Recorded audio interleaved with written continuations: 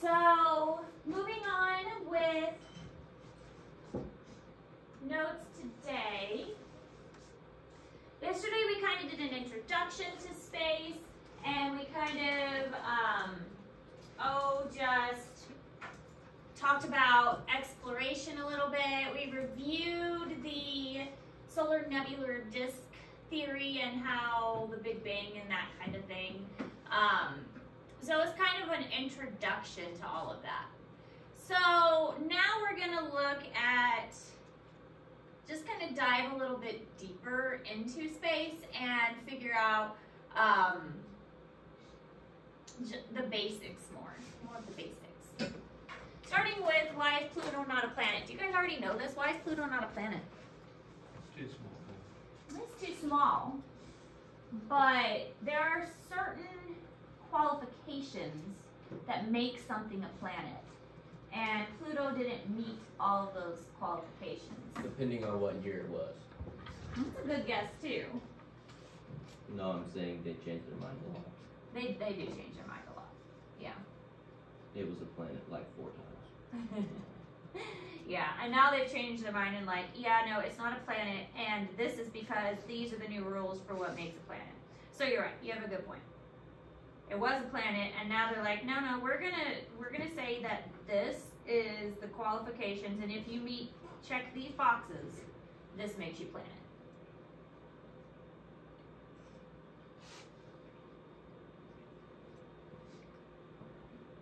No, why are you over in the corner?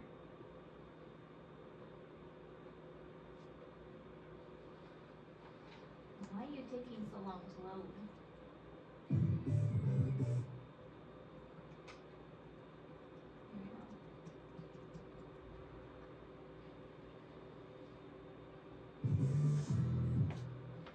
Guys, it's done. It's over. I know. I was as upset as you were when I first heard the news. We were taught these songs and sayings to help us remember the planets, and now they're all ruined. But Pluto hasn't been a planet since like 2006, so it's time to move on. But if you've gone through all your breakup music and Meg Ryan movies, and you still can't get over Pluto, then we here at SciShow Space will get out the ice cream, cuddle up with you on the couch, and talk about how this could have happened. Pluto was demoted at the 26th General Assembly of the International Astronomical Union in Prague in 2006. And it was a controversial decision. There were astronomers who wanted to keep it, but the only argument they could make was tradition. There was, and is, no scientific justification for calling Pluto a planet. It's a thing out there in the Kuiper Belt, which is like the asteroid belt, only it's out past Neptune, and it's a lot bigger. There are about 1 trillion things in the Kuiper Belt, 8 million things. And nearly all of those things are chunks of ice and rock, like Pluto. Pluto was just the first one that we saw. And Pluto is pretty big for one of those things, but it's not the biggest thing in the Kuiper Belt. That title goes to Eris, which is about 25% bigger by mass and twice as far from the sun as Pluto. There are other big things too, like Haumea and Makemake and Ceres, which is in the asteroid belt between Mars and Jupiter, making it practically a local. Scientists predict that there may be up to 100 other big things out there in the Kuiper Belt just waiting to be discovered. But having over 100 planets would have made those songs and sayings we learned in elementary school really long. And that's really the crux of why we had to downgrade Pluto. Because if we call Pluto a planet, we'd have to call so many other things planets too that the word planet would stop being useful. So in 2006, astronomers decided that to be a planet, an object had to orbit the sun, have enough gravity to pull itself into a more or less spherical shape, and have cleared pretty much everything else out of its orbital path. The last one is where Pluto falls short. Pluto is only 0.07 times the mass of everything else in its orbit. Earth, just to give you some sense of perspective, is 1.7 million times the mass of everything else in its orbit. But the International Astronomical Union wasn't completely heartless. It came up with a new category of celestial objects that satisfies only the first 2 criteria. We call them dwarf planets. And in honor of the special place Pluto holds in our hearts, they decided to call all dwarf planets past Neptune Plutoids, which is pretty sweet. And the same year astronomers decided Pluto could no longer be considered a planet, NASA launched the New Horizons spacecraft with a mission of visiting Pluto. New Horizons will do a dramatic flyby of Pluto and its moons in July of 2015 and send back lots of photos and information that will tell us more than ever about our favorite little dwarf planet. And it will also carry my personal and deepest good wishes. Thanks for watching this episode of SciShow Space, and thanks to all of our subbable subscribers who make this channel possible. If you'd like to support us and score some cool... No, we just like Is this my poster? Yes. So, Pluto is not a planet because, yes, it is too small, but the main reason is because it cannot clear the space around it of other objects. For other planets, they are large enough that they can make other objects not be around them, make them move away, or trap them in their orbit to make them into moons. So Pluto is not capable of doing that. That is why he got kicked out of the Planet Club. Now, what defines a planet? The first scientific definition of a planet was in August 2006, and they kind of had different ideas until then, and like the video suggested, it was just kind of tradition that Pluto was considered one of them. But now it must orbit the sun, large enough for gravity to squash it into a round ball, and must clear other objects out of the way in its orbital neighborhood. So Pluto met the first two, but it did not meet number 3.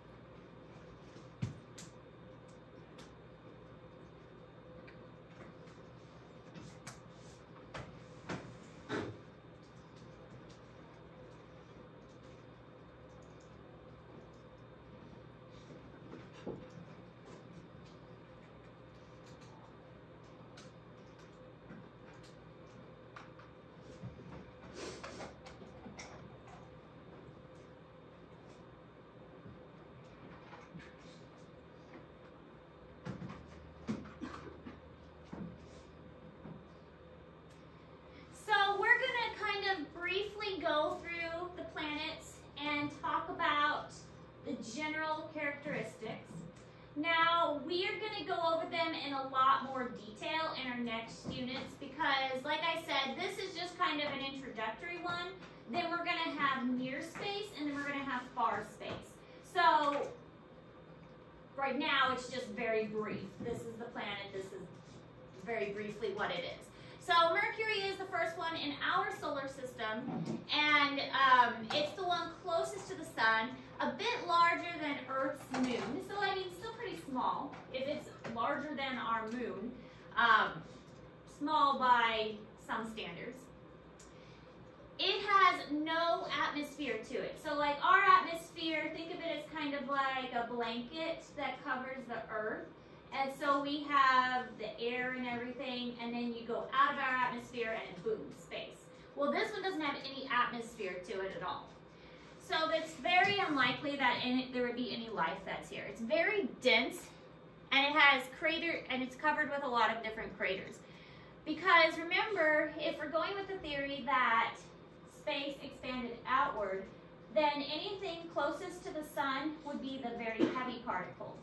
So if Mercury is closest to the sun, these are going to be the heaviest particles that settled out first.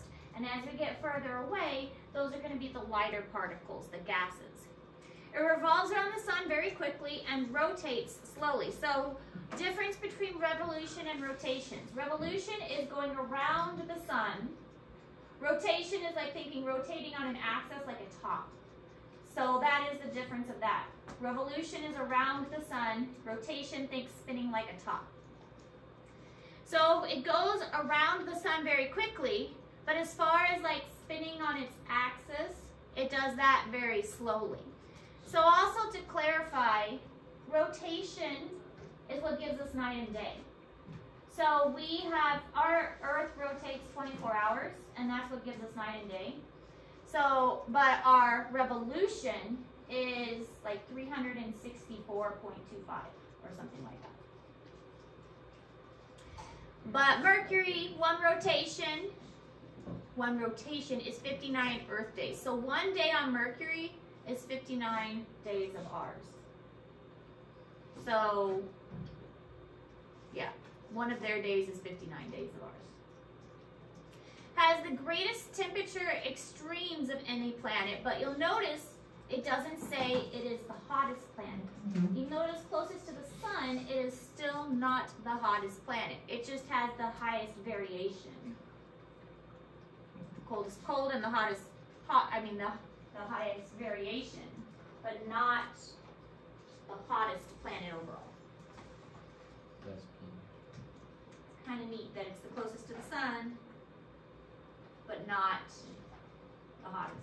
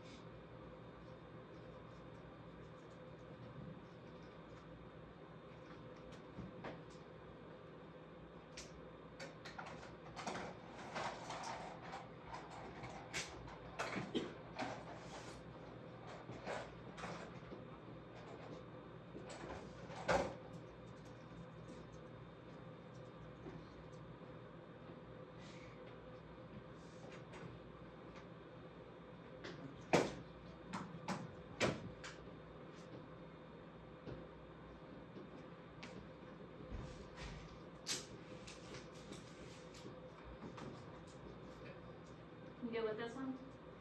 Yeah. All right. So how old would you be on Mercury? So you don't have to write all this down, but it's kind of interesting to think about. Mercury revolves around the sun every 88 days. So it just takes 88 days to go around the sun one time. That's 1 year is 88 days versus our 365. So 1 year on Mercury is 88 days. And you can go to this website and put in different ages and figure it out. But it's kind of interesting to see what the ages would be. What planet?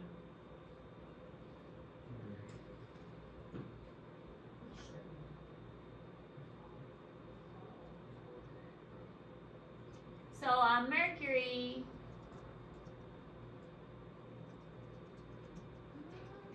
it's not letting me click the buttons.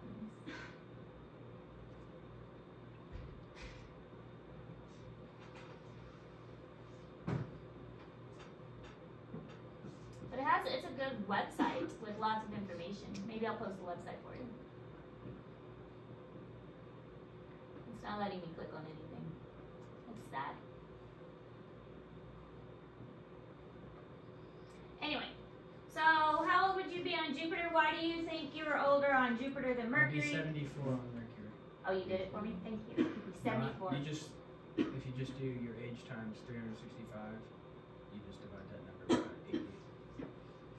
See, I know there's a reason I can't do math. And why I'm not a math person and I'm a science person. 74. You do your age times 365. And then eat it. Are you guys the same age? So you'd be 74. So how old would you be on Jupiter? Jupiter goes slower around the sun, so it takes it longer because Jupiter's further out. It has a longer orbit. Mercury's really close, so it's going to go faster. Jupiter's further out, so it's going to go longer. And so it's good. Their years are going to be longer. Neptune goes around the sun. Neptune revolves around the sun about every 165 years. So 1 year on Neptune is 165 years for us. And Pluto orbits the sun every 248 years. So Pluto is so far out there that 1 year on Pluto would be 248 of our years. So if you were born on Pluto, you would never be 1 year old because, yeah, it takes so long to go around the sun. You would never be 1 year old. Which is pretty weird to think about. I'd live to You be do by hours. You would have to go by hours. I am this many hours old.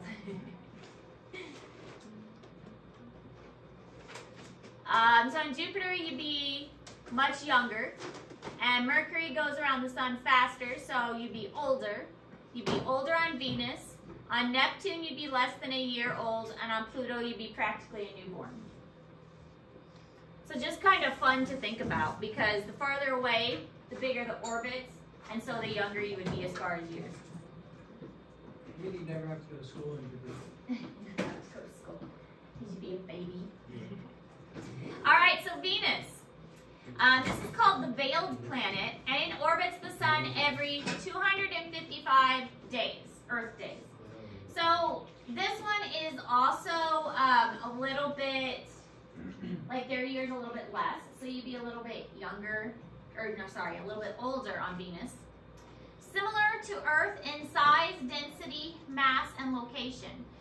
Now, whenever though, because it goes Mercury, Venus, Earth, and then Mars, we never think, oh, is there life on Venus? And that's because Venus is the hottest planet of all the planets.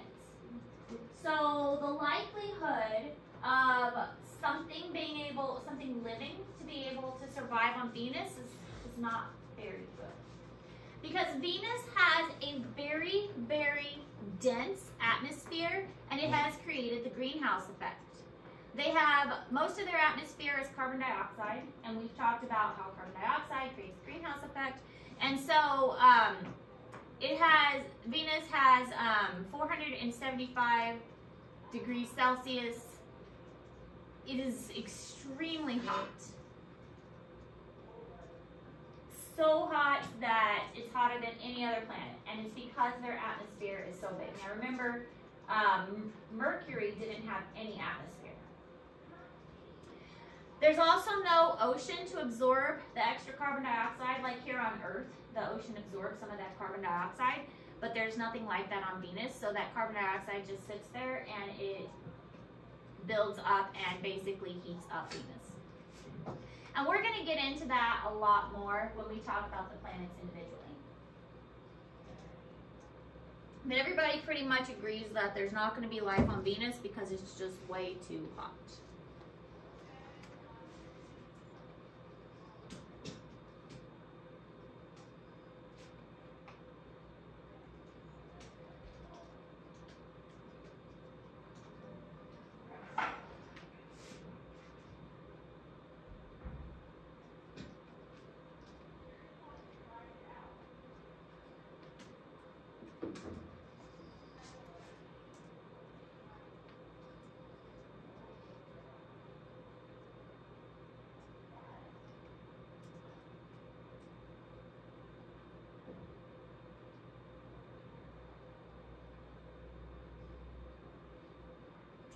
Okay, so we're not going to go over Earth because we just spent an entire semester on Earth and we know a lot about Earth.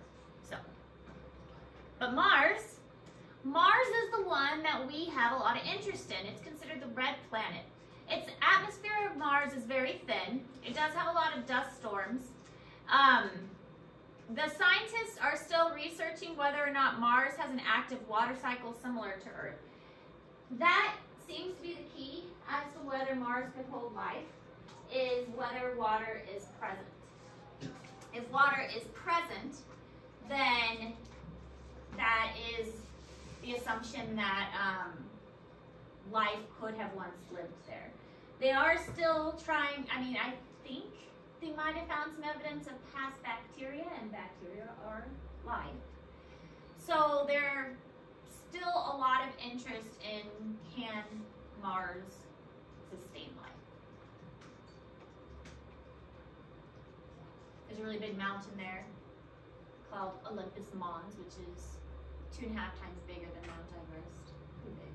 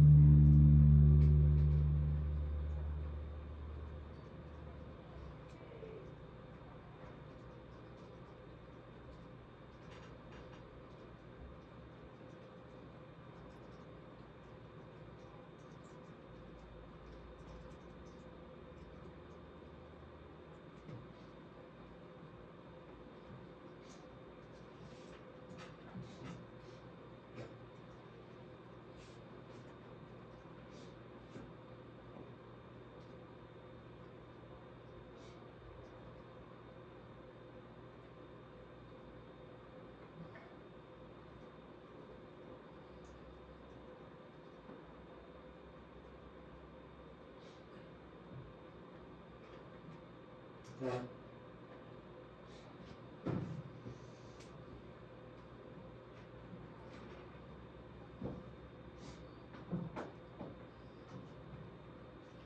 then we have Jupiter's next. Jupiter is a giant among planets. If it was just a little bit bigger, it probably would have made star status. The mass is 2.5 times greater than the mass of all the other planets and moons combined. So it's huge. You could fit like everything else inside there. That's how huge Jupiter is. It is made up of gas, and they think though that it does have maybe a rocky metallic core in the center, but the rest of it is mostly gas. 63 moons. So it's almost like it's got its own little kind of mini solar system that's going around it, if it's got 63 little moons around it. That's pretty cool.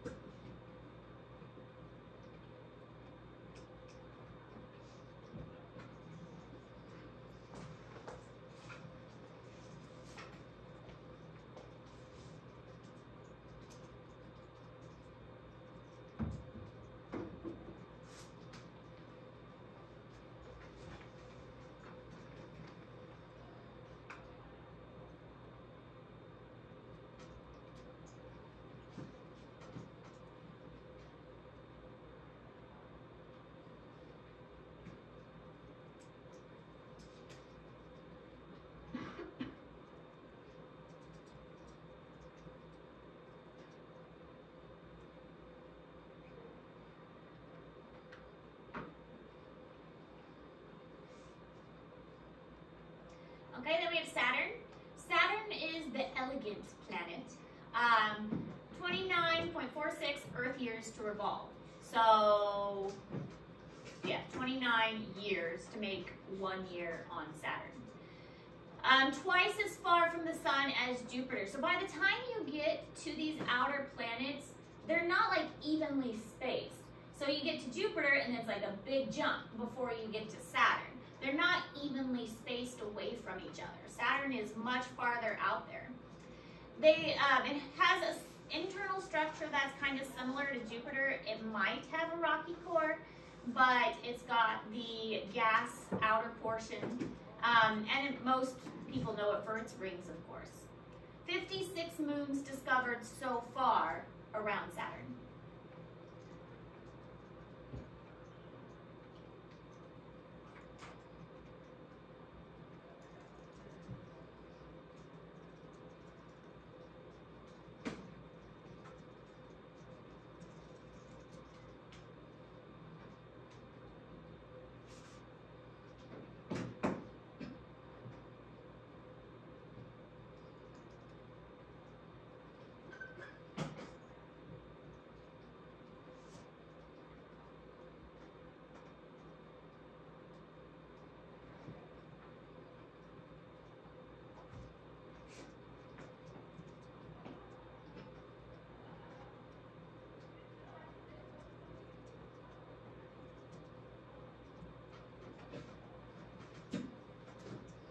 Then Uranus is a sideways planet because its axis is tilted.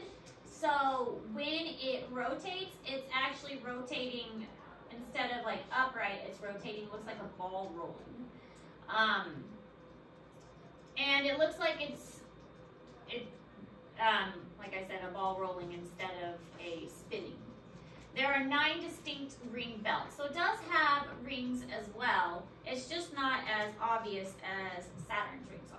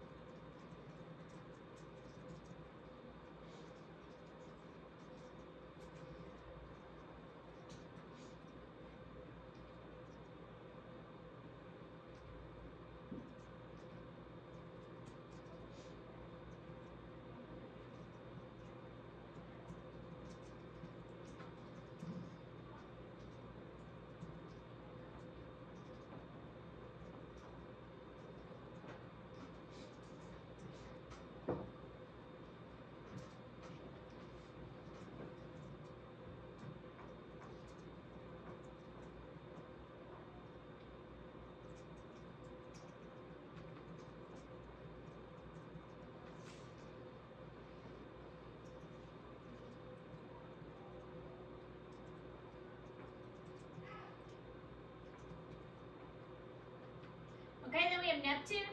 It's winds exceeding 1,000 kilometers per hour, so it's very windy. It's called the windy planet. It's very pretty. Neptune has its dark blue color, and it has what's called the Great Dark Spot. It's an Earth-sized blemish. So this Great Dark Spot, the size of Earth. That gives you an idea of how big Neptune is. It's thought to be a storm, but it vanishes and reappears, so they're not really sure what this Great Dark Spot is. Imagine a storm the size of Earth. That's kind of crazy. And 13 known moons. Triton is the largest moon, is almost the size of Earth's moon for Neptune.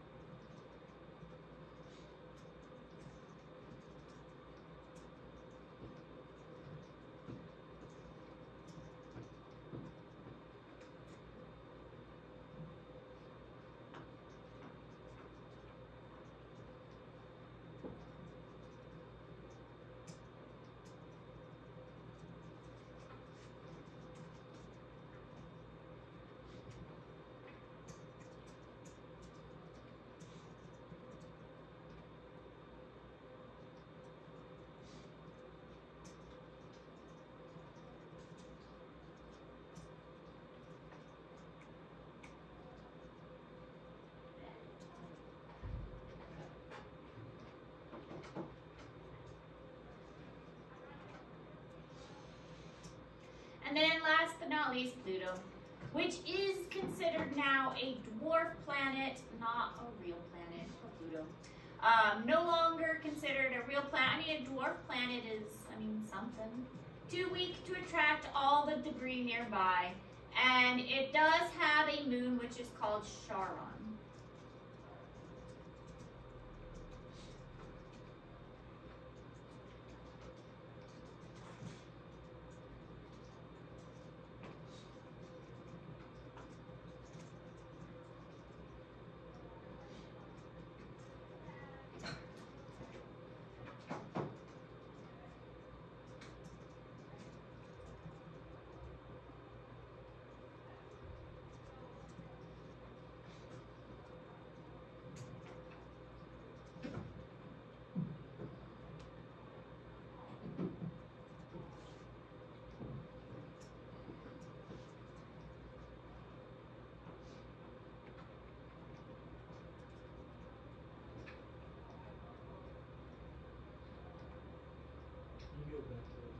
Yep.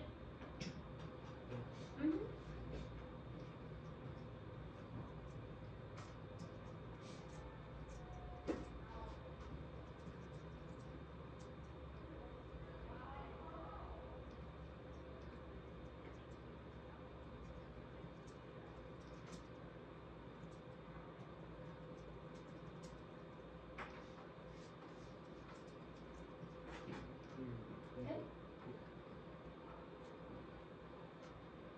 All right, so that's all the notes we're taking today. The remainder of class, which isn't a whole lot of time, a little bit, work on your waves assignment due on Friday. Because there's not a lot of time left, then I'm gonna wait to give you, I do have another assignment for you, but I'm gonna wait on that one. Questions?